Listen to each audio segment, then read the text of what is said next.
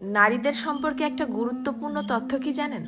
যে আপনি তাকে যা বলবেন সে আস্তে আস্তে তাই হতে থাকবে। কি বিশ্বাস হচ্ছে না?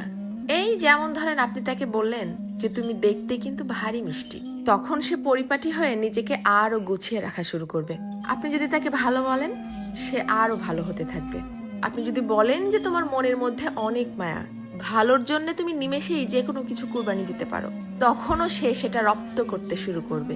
কিন্তু যখনই আপনি তার খুঁত ধরা শুরু করবেন, তার ছোট ছোট ভুলগুলোকে বড় বানিয়ে তাকে সবার সামনে অপমান করে ছোট করবেন, সে এটা পারে না, সে ওটা করে না, সে একজন বেয়াদব, সে একজন অসভ্য, মুখে মুখে তর্ক করে, সে একজন মারাত্মক রাগী তেজি জিদ্দি মহিলা, এ ধরনের কথাগুলো যখন তাকে কষ্ট দিয়ে বলবেন, সে কিন্তু আস্তে আস্তে তাই হতে থাকবে।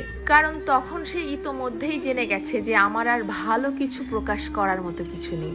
সবার সামনে যেহেতু আমি খারাপ হয়েই গেছি, তো আরো খারাপ হয়ে যাই, তখন আর সে কোনোভাবেই কারোর সামনে নিজেকে সঠিক প্রমাণ করার প্রয়োজনীয়তা অনুভব করবে না। সে ধরেই নিবে যে কেউ আমাকে ভালো বললে ভালো, আর না বললে আরো ভালো। কে বুঝলো বা বুঝলো না এটা নিয়ে আর মাথায় ঘামাবে না। এটুকু তার ঠিকই বোধগম্য হয়ে যাবে যে আমি সবাইকে সম্মান দেখিয়ে লাইনের পেছনেই দাঁড়াই অথবা সামনে, সব অবস্থাতেই আমি খারাপ। আর এভাবেই আস্তে আস্তে আপনি তাকে হারিয়ে ফেলবেন।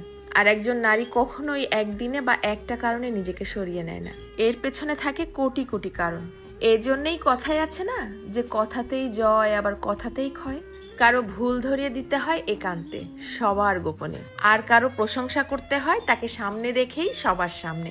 কারো প্রশংসা করাও কিন্তু একটা মহৎ গুণ, যা মানুষের স্বভাব এবং আচরণকে নিমিষেই পরিবর্তন করতে পারে। মানুষ কথা তো বলতে শিখে যায় 2 বছরে, কিন্তু কোন কথা কোথায় কিভাবে বলতে হবে সেটা হয়তো শেখা হয় না 50 বছরেও। এটাও কিন্তু মানুষের জীবনের একটা বড় ব্যর্থতা।